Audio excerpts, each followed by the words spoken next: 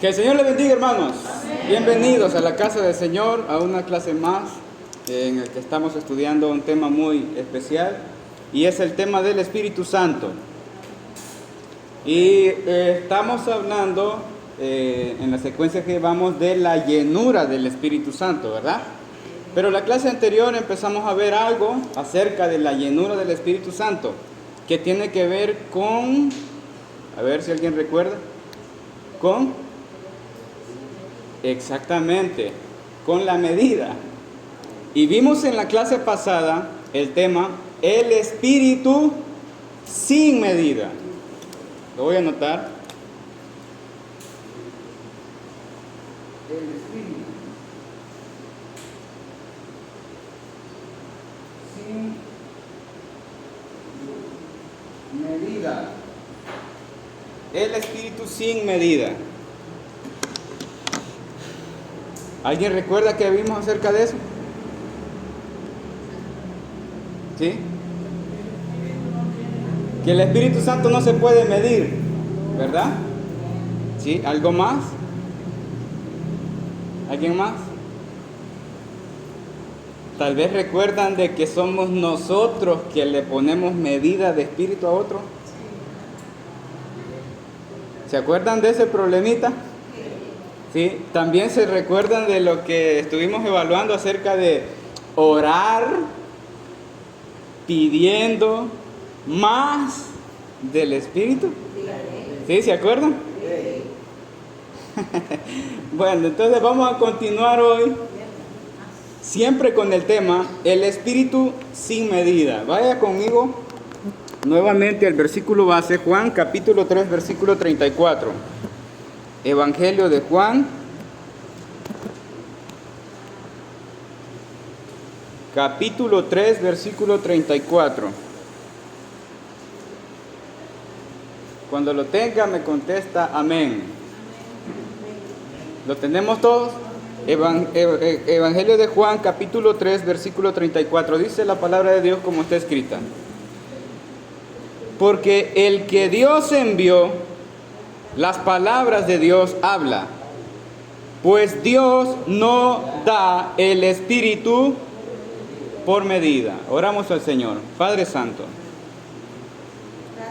muchas gracias, Señor, por este momento en el que nos concedes estar reunidos para hablar de tu palabra, para hablar de lo que tú nos has dejado plasmado en tu palabra. Señor,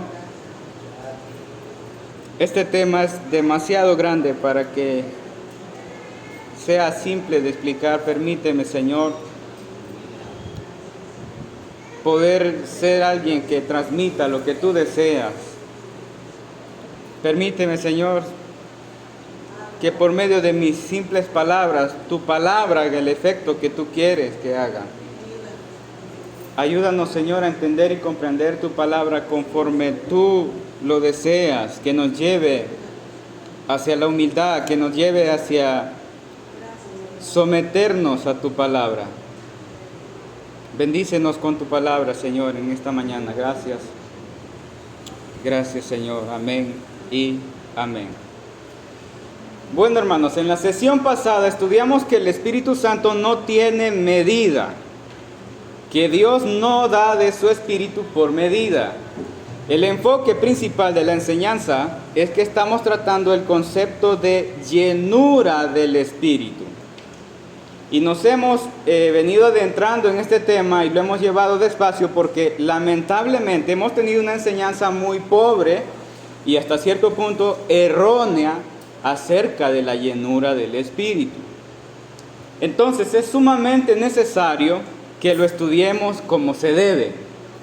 Que lo estudiemos despacio, que lo llevemos poco a poco, filtrando nuestro conocimiento en lo que la palabra de Dios dice. Cuando hablamos de la llenura del Espíritu Santo y entendemos que no estamos refiriéndonos a algo líquido o a algo, sino que nos referimos a la persona, a una persona, nos estamos refiriendo a la persona, la tercera persona de la Trinidad. Por lo tanto, no podemos pensar que somos simplemente vasos espirituales que se llenan con un líquido espiritual que llamamos Espíritu Santo. No es así. Lo que realmente quiero que comprendamos es que la llenura del Espíritu Santo indica estar llenos de una persona. En este caso es la persona del Espíritu Santo. Y esto implica relación, tiempo invertido, intimidad, sometimiento y obediencia. Y el enfoque señalado en la explicación del apóstol Pablo en este aspecto es el versículo que leímos: no os embriaguéis con vino en lo cual hay disolución, antes bien sed llenos del Espíritu Santo. El enfoque directo del apóstol Pablo es que unos están siendo dominados, controlados, influenciados por los deseos y apetitos de su carne en la ebriedad, mientras que otros buscan antes bien ser llenos del Espíritu Santo. Ellos buscan ser dominados, controlados, influenciados y guiados por el Espíritu Santo. Amén. Mencionaba también las palabras de Jesús en la descripción de la obra del Espíritu cuando dijo que el Espíritu Santo estaría con nosotros y en nosotros. Ese versículo es muy importante debido a que señala activamente que el Espíritu no es algo que podemos dominar, es algo externo a nosotros. Tiene voluntad propia, opera de manera autónoma por nosotros y en nosotros. Cuando está con nosotros, habla de la guianza, habla de la influencia, de la dirección. Pero cuando habla de estar en nosotros, habla del dominio, de su dominio y su control en nosotros. Él inclina nuestra voluntad y deseos al sometimiento y la obediencia de la palabra de Dios, porque el sometimiento y la obediencia a la palabra de Dios no son el fruto ni la decisión de nuestra carne, porque Él es el que produce en nosotros el querer como el hacer por su buena voluntad. Somos injertos, somos brotes que no tenemos vida por nosotros mismos, ni nos adueñamos de nuestro crecimiento por nuestro desempeño y nuestro esfuerzo. Es la savia de la raíz que nos mantiene vivos, que nos hace crecer y nos hace dar fruto, fruto de santificación. Es solo en aquellos que ya han sido regenerados y que Dios ha vivificado que encontramos el deseo ferviente de crecer. Son en ellos en los que se encuentra aquel buscar ser llenos del Espíritu Santo. Pero con lo que estos se encuentran, con lo que estas personas se encuentran, es con una verdadera y aguerrida lucha contra su propia carne.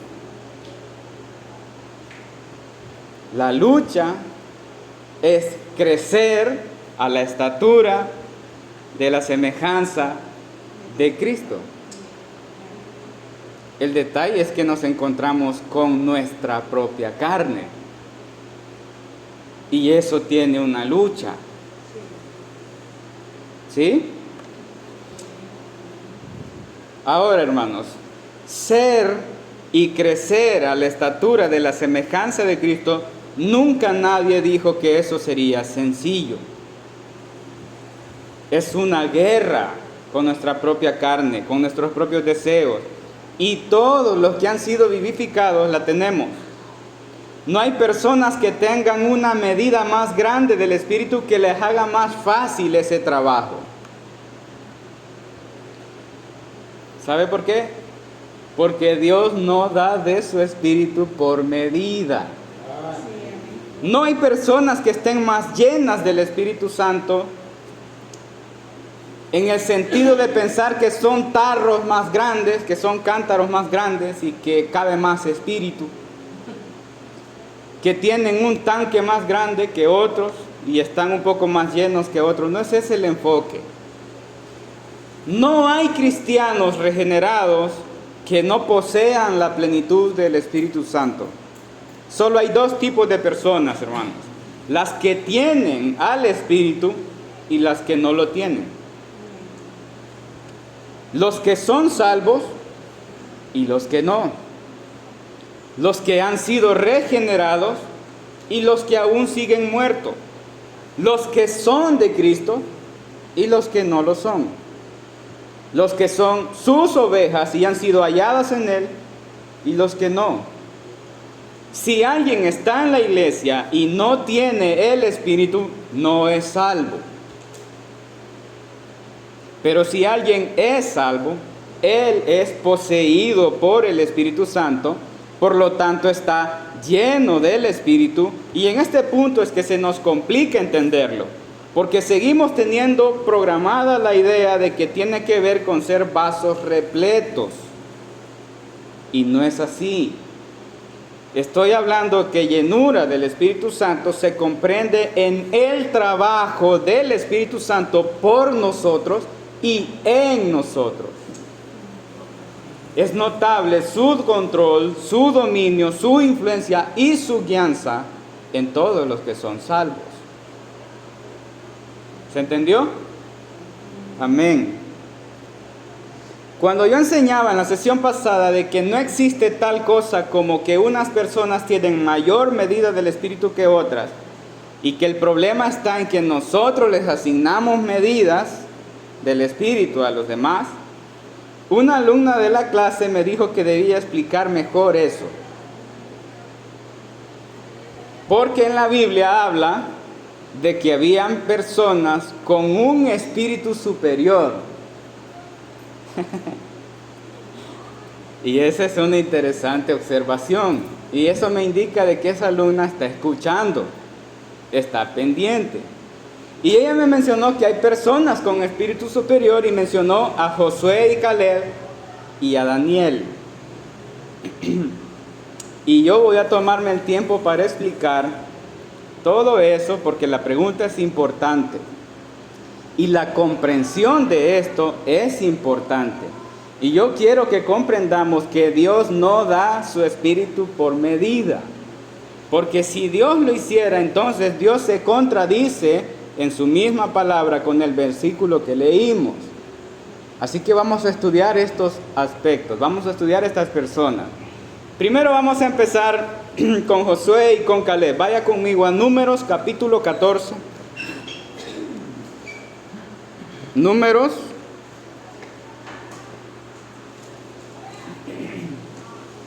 capítulo 14, versículo 22 al 24.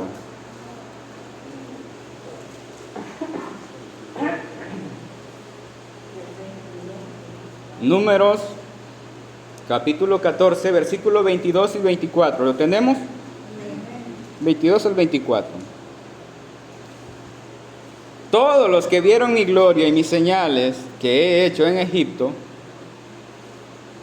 y en el desierto, y me han tentado ya 10 veces, y no han oído mi voz, no verán la tierra de la cual juré a sus padres. No, ninguno de los que me han irritado la verá. Pero a mi siervo Caleb, por cuanto hubo en él otro espíritu, y decidió ir en pos de mí, yo le meteré en la tierra donde entró, y su descendencia la tendrá en posesión. Vaya conmigo al versículo 38. Dice la palabra del Señor: pero Josué, hijo de Nun, y Caleb, hijo de Jefone, quedaron con vida de entre aquellos hombres que habían ido a reconocer la tierra. En este pasaje, hermanos, se muestra de que Dios dio un mandamiento que fueran a revisar la tierra que recibirían por heredad, y fueron 12 espías. ¿Sí? 12 espías. 10 vinieron con noticias que no eran favorables, ni ni ayudaban al propósito de Dios en motivar al pueblo. No era verdaderamente el Espíritu de Dios en ellos, pero habían dos en los que se notó, ¿qué dice el versículo? Otro espíritu. Bueno, en primera instancia estamos leyendo la separación que Dios está haciendo de los que verán y entrarán en la tierra prometida, exceptuando a Josué y Caleb. De los que no entraron, de los que no van a entrar y de los que sí van a entrar, que es Josué y Caleb. El punto a tratar aquí es que en ningún momento se está hablando de una medida del Espíritu. El versículo claramente habla de que en él hubo otro espíritu, ¿sí? Y al hablar de otro, no estamos hablando de una medida, estamos hablando de otro espíritu, ¿sí? Por lo tanto, debemos llegar a la conclusión de que Josué no tenía una medida de espíritu superior. Él tenía el Espíritu Santo en él. Y ese es el otro espíritu. Amén. Ese Espíritu Santo es el que dominaba, controlaba, influenciaba y guiaba a Josué y Caleb al punto de no tener ningún tipo de temor de ninguno de los gigantes que vieron. Amén. A diferencia de todos los demás que no les importaba la palabra de Dios y querían evitar conquistar lo que Dios les había ordenado. Entonces, en este pasaje claramente estamos viendo de que no se trata de una medida superior, sino que se trata de otro espíritu. ¿Sí? Entonces ya resolvimos el primer ejemplo, que sería el de Josué y Caleb. Vamos con el de Daniel. Vaya conmigo a Daniel capítulo 6, versículo 6. Daniel capítulo 6, versículo 3.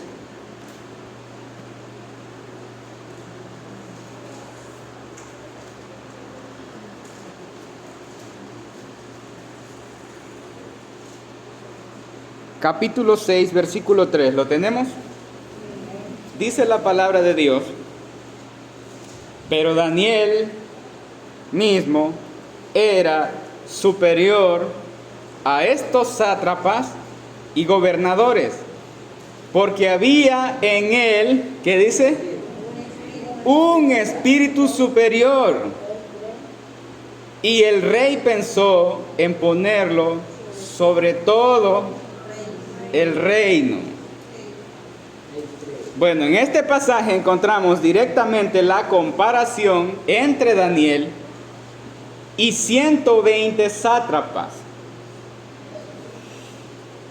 El pasaje en Daniel, en los primeros versículos, dice que habían 120 sátrapas y habían 3 gobernadores.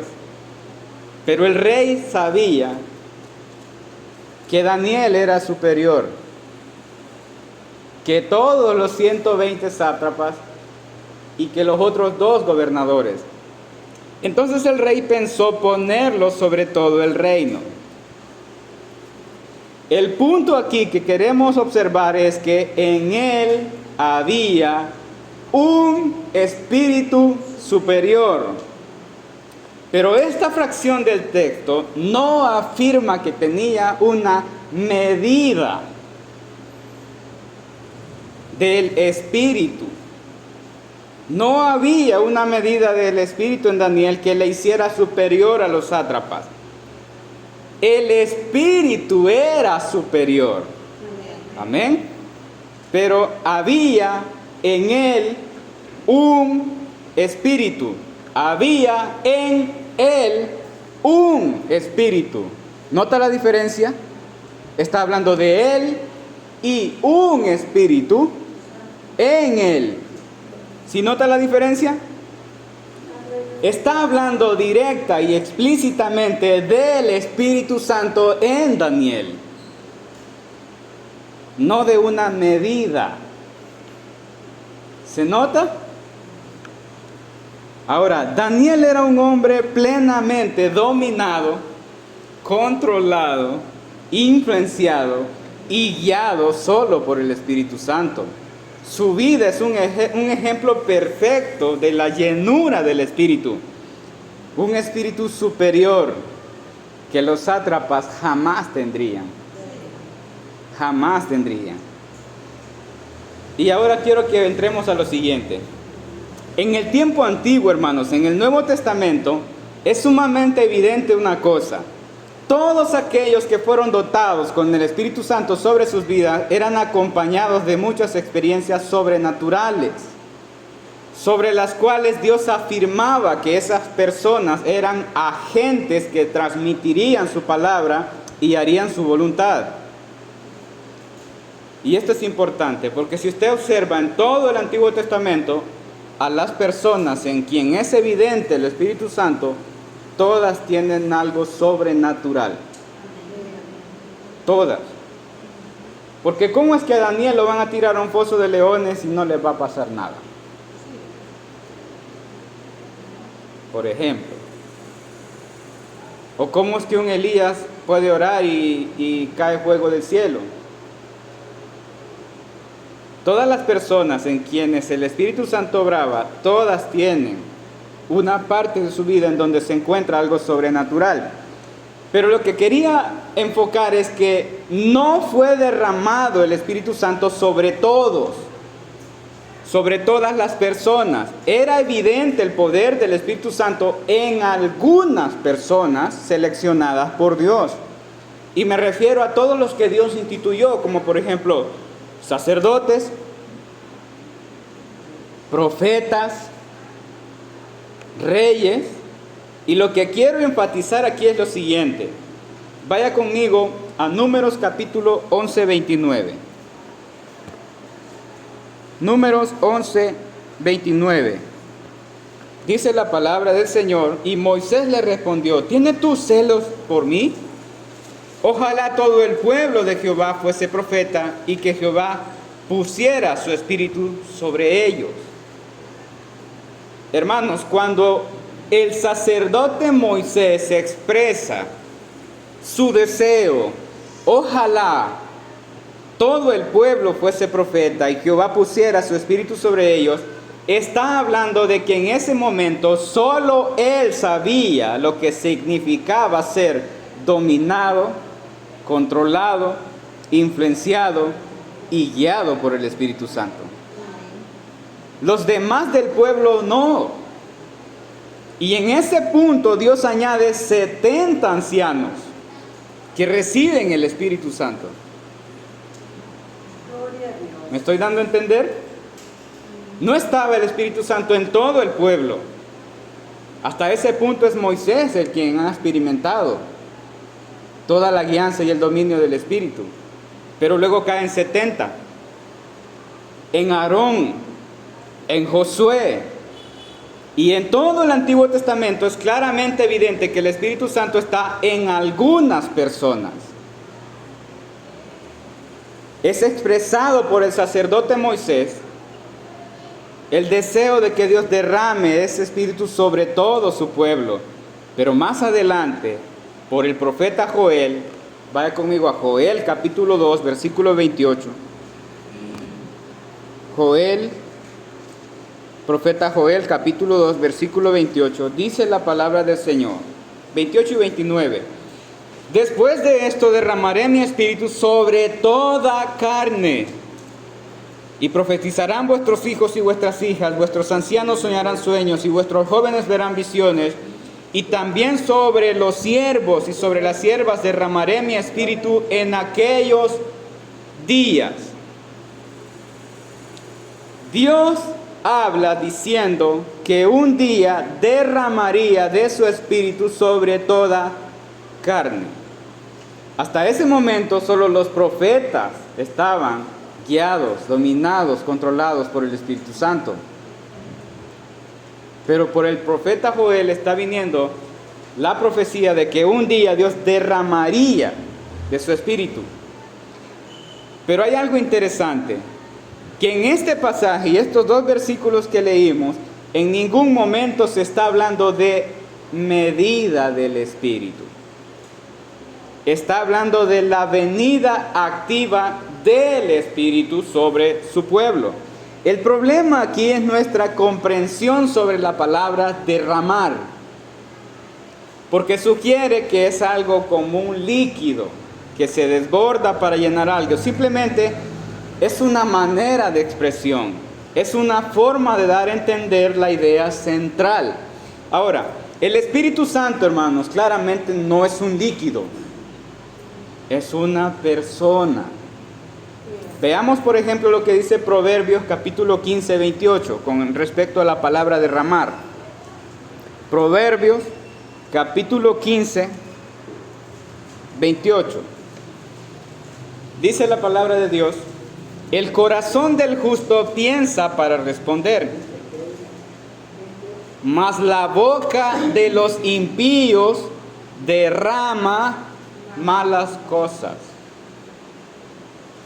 Ahí está la palabra derramar. El corazón del justo piensa para responder, mas la boca de los impíos derrama malas cosas. En este versículo, malas cosas es todo tipo de malas expresiones y palabras que no llevan bendición, sino maldad. La palabra derramar es solo una palabra especial para describir la idea central, pero cuando se refiere al Espíritu, no necesariamente indica que el Espíritu tenga medida. El versículo en el que el profeta Jeremías hizo un uso perfecto y claro de esto, lo encontramos en Lamentaciones capítulo 2, versículo 19. Lamentaciones capítulo 2, versículo 19. Lamentaciones capítulo 2, versículo 19. ¿Lo tenemos? Sí, dice la palabra del Señor: levántate, da voces en la noche al comenzar las vigilias. ¿Cómo dice? Derrama como agua tu corazón ante la presencia del Señor. Alza tus manos a Él implorando la vida de tus pequeñitos que desfallecen de hambre en las entradas de todas las calles.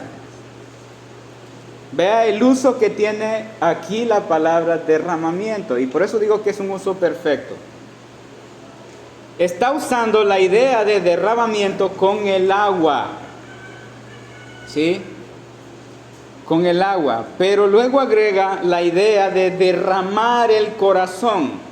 Ahora una pregunta: ¿el corazón puede derramarse como el agua? ¿No? No se puede, en un sentido literal no se puede. No se puede. Cuando habla del corazón, este pasaje habla de una humillación completa. ¿Sí? De derramar el corazón habla de una humillación completa desde todo nuestro ser. Cuando la Biblia habla de nuestro corazón, habla de todo nuestro ser. No hay una parte que se quede fuera, lo incluye todo. No podemos seccionar nuestro corazón en pedazos, como tampoco podemos separar sentimientos de lo que somos. Somos lo que somos, y lo somos completamente. No somos en pedazos. Ahora, hermanos, cuando se usa la palabra derramar, por ejemplo, en este punto acerca del corazón, porque el versículo está hablando claramente de que debe derramar como agua el corazón, ¿verdad? No podemos decir que la hermana Miladis derramó su corazón y salieron 3 galones de corazón de Miladis, porque no tiene medida. ¿Se entiende el punto, hermanos? La hermana Milady no puede derramar su corazón y nosotros medir que después de que se cayó la última gota del corazón de la hermana Milady, salieron 3 galones. No podemos decir eso. No tiene medida. No podemos asignarle medida, ni siquiera a nuestros sentimientos. Yo no puedo decir tengo 15 galones de amor y 1.5 de misericordia. Yo no puedo ponerle medidas a eso. ¿Sí? Ahora, podemos hablar de mucho o poco para definir la importancia. Por ejemplo, yo amo mucho a la hermana Saraí, pero no puedo medir la cantidad de amor que tengo. ¿Me doy a entender? No tiene medida. Ahora, de la misma manera, cuando Dios, por medio de su profeta Joel, dijo que derramarías de su espíritu sobre toda carne, hablando de su pueblo, no está hablando de derramar su espíritu por medidas, por litros, por galones, aunque use la palabra derramar, como una forma elegante y especial de describir lo que sucedería en el pueblo. Siempre voy a pensar y voy a decir que la palabra derramar es una manera maravillosa de describir lo que sucede, pero no necesariamente indica una medida del espíritu. Ahora, usar la palabra derramar solo es una forma elegante, es una forma especial de transmitir la idea central de lo que se quiere decir. Cuando el cumplimiento de esta profecía sucede en su mayor esplendor en Hechos 2, en ningún versículo aparece que alguien recibió medidas diferentes del Espíritu. Así como los apóstoles recibieron la plenitud del Espíritu, todos los demás recibieron la plenitud del Espíritu. Pero rápidamente llegaríamos al punto en el que surgiera la interrogante. Entonces, ¿quiere decir que todos los demás son iguales que los apóstoles? No. Debemos aclarar esto en nuestra mente. No estoy sugiriendo que todos jerárquicamente fueron iguales. No son iguales los apóstoles y los demás. Estoy diciendo de que todos recibieron al Espíritu Santo en su plenitud. No estoy hablando de jerarquía, no estoy hablando de posición, no estoy hablando de ministerio, no estoy hablando de dones y no estoy hablando de autoridad. Los apóstoles son las piedras que fueron colocadas después de Cristo. Somos edificados sobre el fundamento de los apóstoles y profetas, siendo la principal piedra del ángulo Jesucristo. Y eso es algo que nadie va a discutir. Pero independientemente de cuántas cosas sobrenaturales haya realizado el Espíritu Santo por medio de sus profetas o por medio de sus apóstoles, ninguno de ellos asumió tener una medida del Espíritu que fuese mayor a la de los demás. Porque no se trataba de ellos. Se trataba del poder del Espíritu. Y aquí quiero mencionar algo importante. Y es que el Espíritu Santo en el Nuevo Testamento fue derramado de la misma manera en judíos, en samaritanos, en temerosos de Dios y gentiles, de la misma forma y de la misma manera. ¿Sabe por qué? Para que nadie pudiera afirmar que tenía una medida del Espíritu mayor que el otro. El apóstol Pablo dice maravillado en su reporte, y ellos recibieron el mismo don que nosotros, como en Jerusalén. Veamos a los apóstoles durante todo el libro de Hechos, y ellos van a ser dominados, controlados, influenciados y guiados por el Espíritu Santo como autoridad puesta por Cristo. El Espíritu Santo, y esto es importante, hermanos, el Espíritu Santo hacía señales y prodigios a través de ellos. Ellos no pueden hacer señales ni prodigios. ¿Queda claro eso? Pero el Espíritu Santo sí. a través de ellos. Amén. Se convirtieron, Dios hizo muchas señales y prodigios. Se convirtieron miles de personas en un mensaje, se levantaron paralíticos, se resucitaron muertos, se liberaron endemoniados, se sanaban enfermos. Había muchas señales, muchos prodigios y milagros, pero ninguno de ellos jamás asumió tener o insinuar que tenían una medida mayor del Espíritu. No hay ningún versículo que diga eso.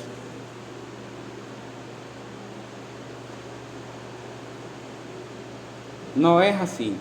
Nadie tiene una mayor medida del Espíritu. Porque la manifestación del poder del Espíritu no es resultado de nadie. La manifestación del poder y la obra del Espíritu solamente lo produce el Espíritu. Amén. No es la consecuencia de las acciones de nadie. No era consecuencia de las acciones de Pablo o de otro apóstol. El poder y la obra del Espíritu Santo no es el producto o el resultado del sometimiento u oración en la que vivían los apóstoles. Ellos no hacían milagros por sus horas de oración. Ellos no hacían milagros por sus horas de ayuno. Ellos no hacían milagros ni nunca hicieron milagros y prodigios. Los hizo el Espíritu Santo y su poder. Pero quiero aclarar lo siguiente, que las vidas de los apóstoles, sus vidas de oración, sus vidas entregadas en el sometimiento, sus vidas entregadas en ayuno, sus vidas tan implacables en el Evangelio, son el efecto del poder, del dominio, del control, de la influencia y la guianza del Espíritu. Amén. No se trataba de ellos. Todos los milagros y todos los prodigios efectuados a través de los apóstoles eran el propósito de Dios para que la predicación del Evangelio no tuviera excusa de ser la verdad. Era verídico sobre todo poder, sobre todo dominio y sobre toda autoridad. Los poderes de las tinieblas fueron sujetados.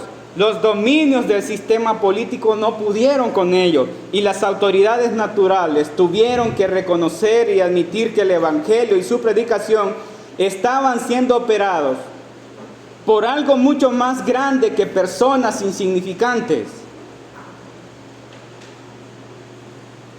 Frente a ellos tenían a pescadores, remendadores de redes. Y les parecía una locura ver a alguien como Pablo, por ejemplo, después de ser un perseguidor de cristianos y de matar cristianos, que ahora él se presente como un apóstol. Y que es un apóstol, uno de los cuales se efectúa señales y prodigios. Pero nunca se trató de las personas. Nunca se trató de quienes eran. Era Dios, hermano.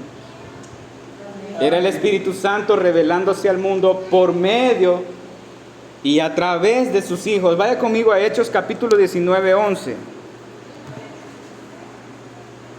Capítulo 19, 11.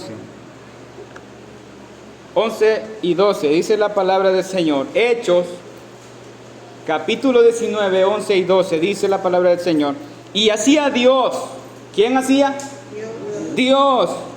Milagros extraordinarios por mano de Pablo, de tal manera que aún se llevaban a los enfermos los paños o delantales de su cuerpo, y las enfermedades se iban de ellos y los espíritus malos salían. Si el Espíritu Santo diese el Espíritu por medida, no hubiese tenido razones suficientes el apóstol Pablo para enseñarnos que el Espíritu daba medidas. ¿Verdad que sí? ¿Por qué entonces nunca jamás el apóstol Pablo habló de medidas del Espíritu? Porque no las hay. No existe tal cosa. Pero aquí vemos que el apóstol Pablo, y vemos en el versículo 11 que dice, y hacía Dios. milagros extraordinarios por mano de Pablo. Pablo era un canalito nomás. ¿Sí? Exactamente, ahí está un buen punto. Si la medida del Espíritu, o si el Espíritu tuviese medida, él mismo hubiese podido sanarse de su enfermedad, porque él tenía la medida del Espíritu que le daba la autoridad de sanarse, pero no tiene medida. Y el Espíritu es externo a nosotros, él tiene voluntad propia. Ahora, hermanos, vemos aquí a un apóstol Pablo que había visto señales, prodigios a través de sus manos. Pero él está diciendo lo siguiente. Vaya conmigo a 1 Corintios capítulo 12, 13. 1 Corintios 12, 13. ¿Lo tenemos? Primera carta a los Corintios capítulo 12, versículo 13. Estamos hablando del apóstol Pablo, hermanos.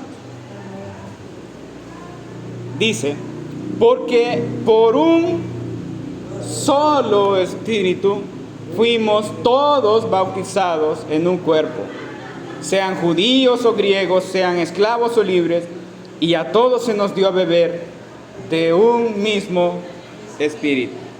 El apóstol Pablo dice, se nos dio a beber de un mismo Espíritu. No dice, nos dio diferentes vasos con diferentes medidas milimétricas del Espíritu. Dice, nos dio a beber de un mismo Espíritu. A todos, sin excepción, judíos o griegos, esclavos o libres. Nadie tiene una medida distinta del Espíritu. Fuimos bautizados en un mismo Espíritu. Hundidos, sumergidos. No está diciendo que algunos fueron hundidos en el Espíritu y otros recibieron cucharadas del Espíritu. ¿Se entiende, hermanos? Fuimos todos bautizados en un cuerpo. El cuerpo de Cristo ha recibido al Espíritu Santo. No hay partes del cuerpo que no tengan el Espíritu Santo. Por lo tanto, no hay diferentes partes del cuerpo que tengan diferentes medidas del Espíritu. Cuando el apóstol Pablo tuvo la oportunidad de hablar de la asignación del Espíritu, dijo, porque todos fuimos bautizados en un mismo Espíritu.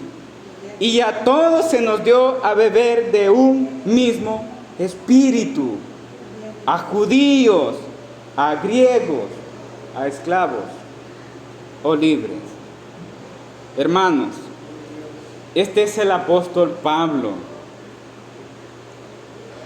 a través de quien se sanaron enfermos, se liberaron endemoniados, se resucitaron muertos, se convirtieron personas, se instalaban ministros, quien escribió la tercera parte de todo lo que conocemos como palabra de Dios en el Nuevo Testamento. Es una de las autoridades más sobresalientes e importantes de la enseñanza de la perfección del Evangelio. Un agente vivo de la misma palabra de Dios, quien dio su cabeza por amor a Cristo y no se atribuye medida alguna para sí mismo del Espíritu Santo que sea superior al más pequeño recién convertido, como un esclavo de su época.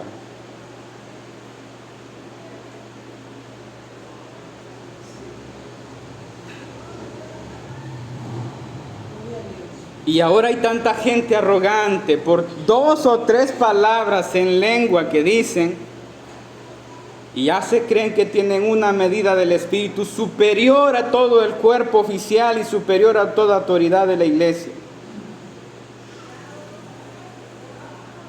Más grandes que el pastor.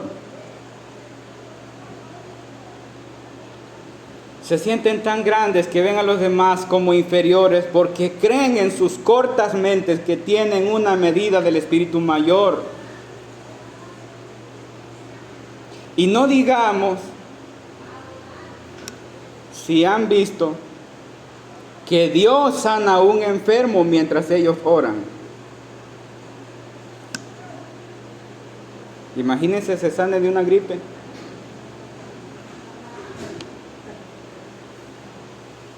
No digamos si ven o si son predicadores y ven que almas pasan al frente convirtiéndose de sus pecados. Uy.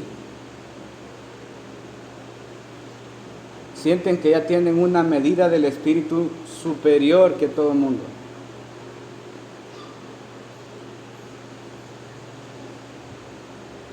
Ya sienten que son personas que tienen algo que otras no tienen. Y aprendamos este principio. Si se trata de algo que solo el Espíritu Santo puede hacer, nunca es tuyo. Es del Espíritu. Lo vuelvo a repetir. Si se trata de algo que solo el Espíritu Santo puede hacer, nunca es tuyo. Es del Espíritu. Dios asigna autoridades. En el tiempo de la iglesia primitiva, la autoridad de la iglesia es Cristo y luego el fundamento de la iglesia son los profetas y los apóstoles. Pero el grado de la autoridad no indica medida del Espíritu. La posición o ministerio asignado para el servicio de la iglesia del Señor no depende de medidas del Espíritu, porque Dios no da el Espíritu por medidas. Como digo, nosotros cometemos el gran error de asignarle a los demás medidas del Espíritu. Pero la palabra del Señor nunca habla algo como eso. Y ni ninguno de los apóstoles, siervos del Señor, en los que fue tan evidente el poder y la autoridad del Espíritu, asumieron en sí que tenían una medida superior sobre los demás. ¿Se entendió, hermanos? Amén. Nuestras autoridades son nuestras autoridades, pero no tienen medidas superiores del Espíritu en nosotros. El pastor José Pedro Cruz no tiene una medida superior o mayor del Espíritu que ninguno de sus miembros. Porque todas las ovejas que pastorean fueron bautizadas en un mismo Espíritu. Amén. Y se les dio a beber de un mismo Espíritu. Y aunque Él sea la autoridad, no significa que posee una medida mayor del Espíritu, porque todos somos un cuerpo en Cristo. Y el cuerpo de Cristo se le dio a beber un mismo Espíritu. Así que, hermanos, debemos buscar, como dice el apóstol Pablo, antes bien ser llenos del Espíritu. Y vamos a continuar con el tema en la próxima clase. Esta es la clase de hoy, hermanos. Que el Señor les bendiga.